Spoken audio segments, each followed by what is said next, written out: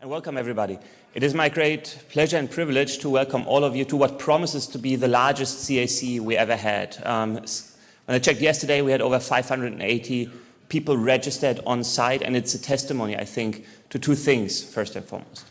First, of course, it's Philip's lasting legacy to have brought together such a large, diverse community that still comes together to engage and to discuss the things that matter.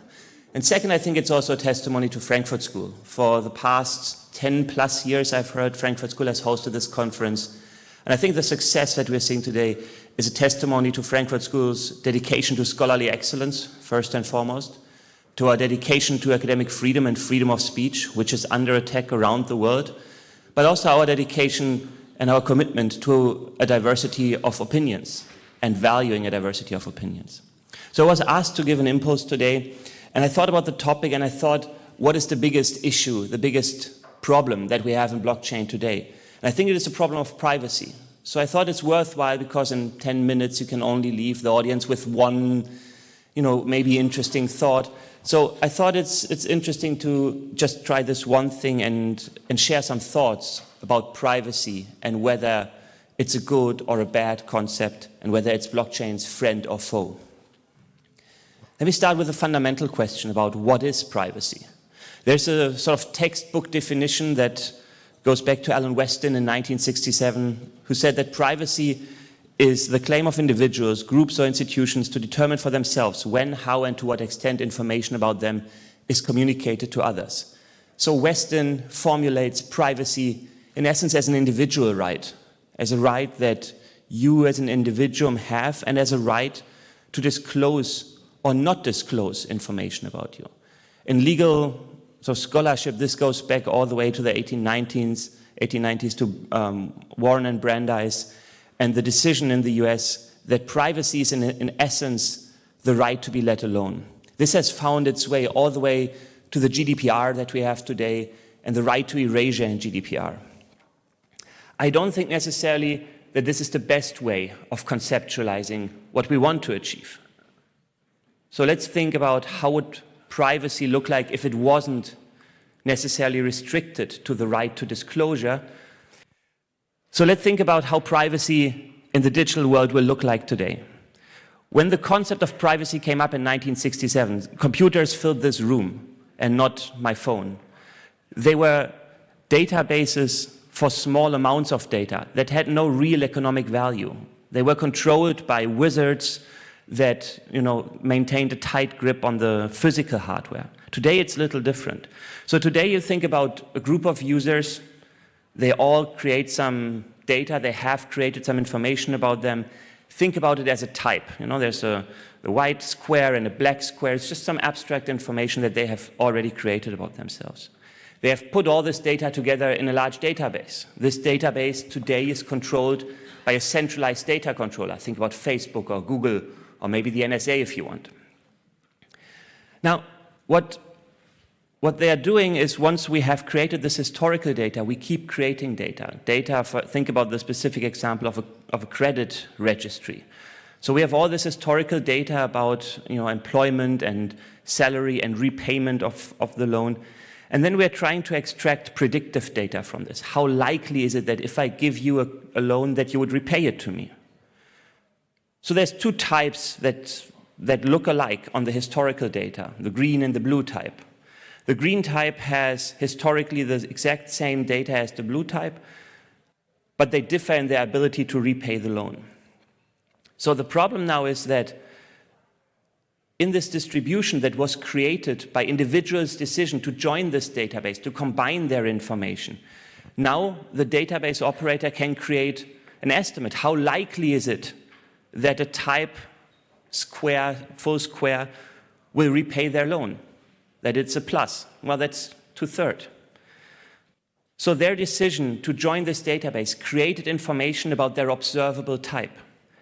What happens if you now have a new user that comes and applies for a loan? Well, this new user has the same historical data, and the database operator has the predictive data. So the database operator can now make an inference about how likely it is that the user will repay their loan.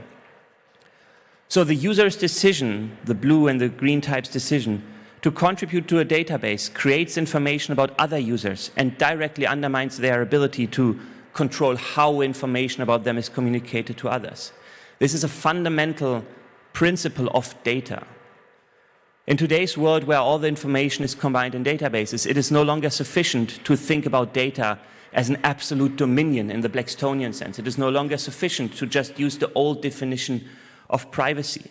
I think what we should do instead is we should think about privacy in the context of control over your information. This is exactly where blockchain comes in. When data becomes relational, privacy as a concept becomes ineffective. And I think this is a fundamental insight that slowly but surely is trickling into policy debates, is trickling into the technological debates, that we have to reflect on, that we have to be cognizant of, to understand exactly what that means for control over information. So what I would argue is we should not strive for privacy. It is not a suitable concept in today's world anymore. We should strive for data control. This is exactly where blockchain comes in. Blockchain has always been about control. When you start, I want to say historically, although it's not an exact timeline, of course, you had what I would call single-use tokens. They were less regulated, they had a single purpose. You could argue what that purpose is, but they were pretty much single-use tokens. Then we had all these platforms that started to have smart contracts, the ability to create applications on top of the blockchain. I would say these are multi-use tokens, also less regulated, but multi-use. And then you had these meme coins, the NFTs. I would say these are less regulated, unregulated, single, for the meme coin case, I would even make an argument that they have no use. So this is the world that we have. Then there's, on the other hand of the spectrum, on the other side of the spectrum, we have these institutional tokens. They are created by regulated institutions, maybe even by the public in the case of the digital euro or a CBDC. They are multi-use, and they are sort of from the public side, the counter. Now, the initial argument that was made for why do we need blockchain was so that we have control over our coins. Some would even argue if we have control over our coins, over our money, we have control over our lives. The smart contracts were all about control over the code.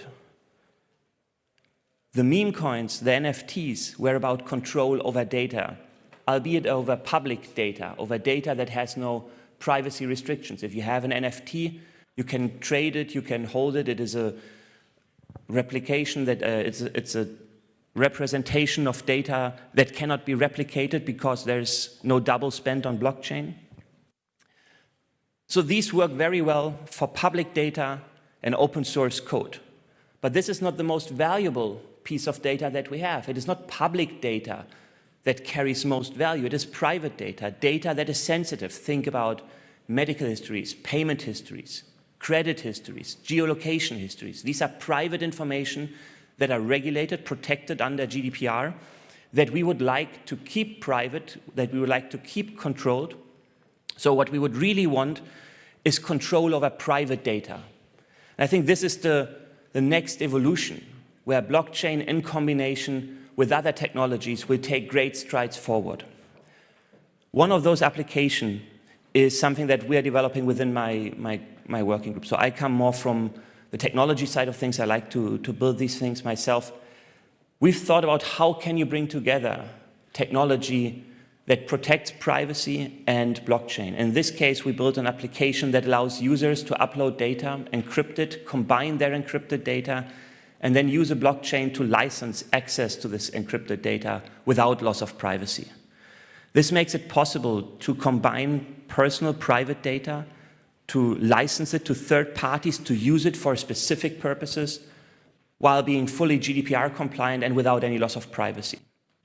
So you can use blockchain in combination with, in this case, trusted execution environments to make sure that you have full control over your data. So if you're a researcher who wants to combine different confidential data sets, that was always a massive pain point in the past. With this new system, it's as easy as using Dropbox because now you can use blockchain. We've built this on Solana, but there's many other great blockchains, and with ChatGPT, it's very easy to port this from one to the other. So So with this system, it is possible to control your private data. And I think this is, in the evolution of where we are going, what we should think about. This is the next step. We should use blockchain to its fullest effect to think about how do we control our information, how do we regain control over our information, which has been lost to large data collectors. So, thinking about where the center is going, because many people have been asking about this, what is next in store for the center? I think this is exactly where we are going. We're trying to tackle the toughest problem we can find in this space, which is the combination of privacy-preserving tech and blockchain, and try to make it useful for the public. Our first approach is the combination of secure enclaves, blockchain, and oracles to implement a system where you have true control over your data. So if you want to join us, many of our partners, donors, and sponsors are here today, and we are most grateful for their continuing support. If you want to join us along this journey, one of the things that we've done when I started was to think about what is the most important thing we can do to actually, create a large knowledge base. And we thought the best thing that we can do is to create a master's program in financial technology that is a little broader than blockchain. It will also cover AI, it will also cover digital economics and platforms, but that really goes to the heart of what we think the next generation of students or lifelong learners will need. So this starts already this year, and I'm grateful to Frankfurt School. I think at no public university you could have ever pulled this off in only 3 months, but Frankfurt School is doing an amazing job in speeding up the things that actually need to be sped up because they actually matter these days. We do need hard skills and technology to take the next steps. So if you're interested in this, there's the new program. The QR code will take you to the website. I hope you will enjoy the day, that you will have frank, open, honest, sometimes maybe controversial discussions about the topics that matter in today's blockchain and crypto world. I couldn't be more excited about the conference. I think we have a fantastic lineup. I look forward to it. I hope you will enjoy the conference. And with that, I'm handing back to Sarah. Thank you.